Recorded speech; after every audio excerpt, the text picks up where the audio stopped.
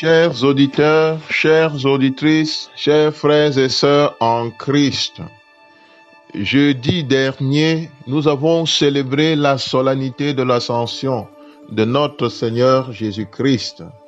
Jésus s'élève et entre le premier au ciel comme tête de l'Église et commencement de tout ce qui existe.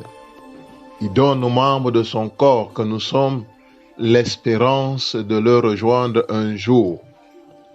C'est ce que nous enseigne la préface de la fête de l'Ascension. Après les apparitions aux disciples, Jésus nous rend participants de sa divinité. Les jours après l'Ascension, bien qu'étant des jours du temps pascal, sont des jours de préparation à la Pentecôte, qui est cette solennité qui clôture le temps pascal. La prière sacerdotale de Jésus que nous lisons dans l'évangile de Jean porte les accents de cette attente du départ imminent de Jésus. À l'heure où Jésus passait de ce monde à son Père, nous dira Jean. Donc, Jésus demande à Dieu de le glorifier afin qu'il le glorifie. Jésus demande à Dieu d'être honoré, de recevoir le poids qui lui revient. Il veut peser de tout son poids pour ceux que le Père lui a confiés. Mais avant tout, il veut rendre à Dieu la gloire. C'est un échange de gloire.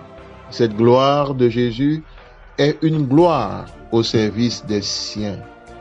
Il ne domine pas ce que le Père lui a confié. Il veut donner la vie éternelle à tous ceux qu'il a reçus des mains du Père. Rien de plus beau, de plus grand, de plus digne de l'homme que de tendre vers cette vie éternelle. Jésus dit que cette vie éternelle, c'est connaître Dieu. La connaissance dont il est question ne peut pas être une simple perception intellectuelle de Dieu, une connaissance livresque.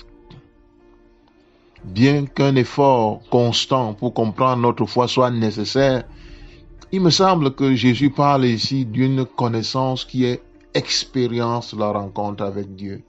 Jean signale que ceux qui croient recevront le pouvoir de devenir enfants de Dieu, enfants de ce Dieu dont l'amour est si grand qu'il a donné son Fils pour que nous ayons la vie. Jésus nous invite à cette intimité avec Dieu, une relation filiale que rien ne brise. Cette relation à Dieu doit être comme calquée sur celle de Jésus avec Dieu. Il rend à Dieu ce qu'il reçoit et ne fait rien qui ne soit la volonté de Dieu. Nous devons nous aussi entrer dans cette dynamique de l'amour pour une connaissance qui est expérience de la rencontre avec Dieu. La prière de Jésus est pour nous le modèle de la prière sacerdotale.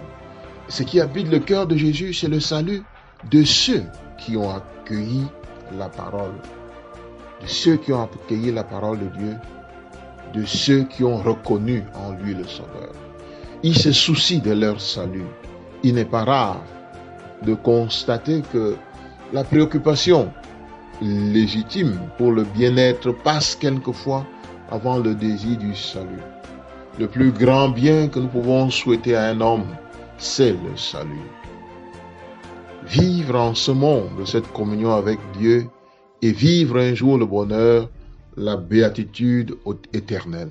C'est cette orientation qui donne sens à notre engagement pour l'annonce de l'Évangile, pour un meilleur vivre ensemble, pour une amélioration des conditions de vie des uns et des autres. En ce temps d'attente de la venue du Saint-Esprit, efforçons-nous de prier comme Jésus pour recevoir de Dieu le salut. Seigneur Jésus, ta prière nous montre le type de relation que tu as avec ton Père. Une relation intime, si forte que ta volonté est celle de ton Père. Introduis-nous dans cette connaissance. Fais grandir notre communion avec ton Père. Au centre de ta prière se trouve ta préoccupation pour notre salut. Que cette préoccupation pour notre salut et celui de nos frères habite aussi notre cœur. Notre-Dame de l'Espérance, priez pour nous.